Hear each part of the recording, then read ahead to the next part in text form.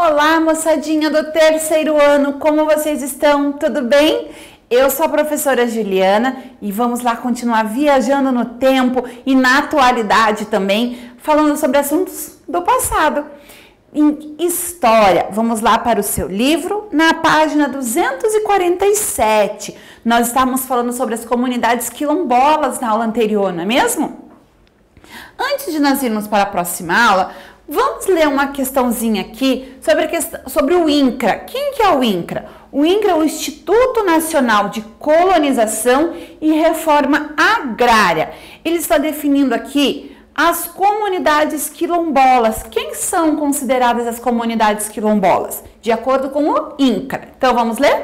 São grupos étnicos predominante constituídos pela população negra urbana e rural que se autodefinem a partir das relações específicas com a terra, o parentesco, o território, a ancestralidade, as tradições e as práticas culturais próprias. Estima-se que em todo o país existam mais de 3.000 comunidades quilombolas. Por força do decreto número 4.887 de 2003, o INCRA é a autarquia competente na esfera federal pela titulação dos territórios quilombolas.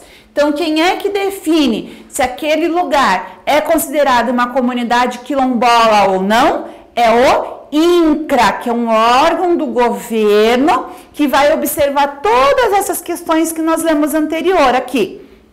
Se é uma população negra urbana e rural, ela se define se elas têm relações específicas com a terra, o parentesco de quem ainda vive lá, o território, como é que é os ancestrais, né? O parentesco, a ancestralidade, quem que vivia lá antes. Eles mantêm as tradições, as práticas culturais próprias ainda são mantidas. Como que está isso, né? Então vamos continuar aqui.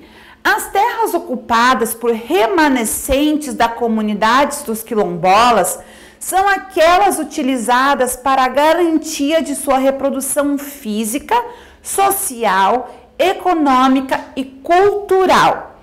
Como parte de uma reparação histórica, a política de regularização fundiária de territórios quilombolas é de suma importância para a dignidade e garantia da continuidade desses grupos étnicos.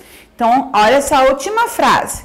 Como parte de uma reparação histórica, ou seja, como uma forma de se redimir ao tudo que aconteceu no passado com relação aos escravos, a política de regularização fundiária de territórios quilombolas é de suma importância para a dignidade e garantia da continuidade desses grupos étnicos. Então, doar, ceder essa terra a essa comunidade é uma forma de garantir que vai se perpetuar ali a cultura, a tradição e aqueles costumes que tentaram ser tolhidos, né, antigamente, quando eles eram escravos, que não era permitido manter as tradições deles. Então, com isso, nas terras quilombolas, isso pode acontecer. Eles podem manter as suas tradições. Então, vamos para o nosso livro aqui, lá na página 247. Origem das comunidades quilombolas. Olha aqui essa imagem, esse quadro, tá mostrando aqui, ó, um jogo de capoeira, olha lá. Olha as vestimentas, vocês percebem que eles ainda estão mantendo uma tradição e um costume. E a capoeira é uma tradição também que veio lá da África com os escravos. Para entender a importância das comunidades quilombolas na atualidade, é preciso conhecer a história de como se formaram os quilombos. Você estudou em unidades anteriores que muitos povos africanos foram escravizados e trazidos ao Brasil para trabalharem principalmente nas fazendas de cana-de-açúcar. mas os africanos escravizados não aceitaram passivamente a escravidão. Ao contrário, sozinhos ou em grupos, eles desenvolveram diversas maneiras de resistir à condição de escravizados. Entre as muitas formas de resistência estavam as fugas, a capoeira e a fundação de quilombos. A capoeira, prática cultural do povo banto, também era uma forma de defesa, tá? Então, por isso tem lugares que falam, você vai dançar capoeira, vai lutar capoeira, né? Vai jogar capoeira, porque era uma forma de luta, certo? Vamos lá.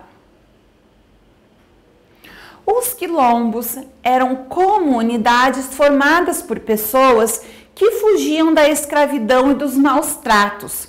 Geralmente, estavam localizadas em áreas de difícil acesso, pois eram considerados uma ameaça aos donos de escravizados. Nos quilombos reuniam-se também indígenas e mestiços, ainda que em menor número. Os quilombos foram formados em diferentes partes do Brasil. Lembra que eu falei que ficavam em regiões mais escondidas, mais no meio da floresta, da mata? Porque na época a gente pode dizer assim, porque as cidades não eram tão estruturadas e organizadas como hoje, certo? Então eram locais mais de difícil acesso, mais escondidos, que eles abriam quilombo, certo? Então você pode ver que os indígenas, que também foram vítimas da escravidão, também fugiam e iam para os quilombos. Mestiços, porque o que? Acontecia de ter filhos de donos, né, de fazendas, dos donos dos escravos, terem filho com uma escrava, e aí a criança ficava lá com a escrava, e ele era considerado um escravo muitas vezes também. Então, mestiço porque tinha a mistura ali de índio com escravo, com os descendentes de portugueses, ok? Um dos mais conhecidos e importantes refúgios de escravizados foi o Quilombo dos Palmares, localizado na Serra da Barriga, em Alagoas. Esse quilombo existiu por cerca de 100 anos e se tornou o maior espaço de resistência contra a escravidão. Estima-se que quase 30 mil pessoas viviam em Palmares. Olha o tamanho desse quilombo, gente. Existem cidades que são menores que 30 mil habitantes, tem menos que 30 mil habitantes. Então, olha só, esse quilombo era imenso, era bem grande. Quase 30 mil pessoas viviam em Palmares no seu auge, ou que seria quase 10% da população brasileira na época. Olha lá. Configurando algo próximo a um estado independente do governo brasileiro. Aqui nós temos a imagem do Parque Memorial Quilombo dos Palmares, localizado na Serra da Barriga, em Alagoas. É onde era o Quilombo dos Palmares, que hoje é um parque memorial, né? Existe lá memórias, lugares que ainda são preservados e conservados, igual como era na época do Quilombo dos Palmares, né? Que é por isso que se chama Quilombo dos Palmares, como era nessa época, para as pessoas irem, visitarem e conhecerem, ok? Vocês têm como tarefa de casa hoje, vocês vão fazer a ficha da página, ó, para casa. Vocês têm ficha das páginas 131 e 132, ok? Então, você vai pegar a sua ficha de atividades e vai fazer lá da página 131 e 132, certo?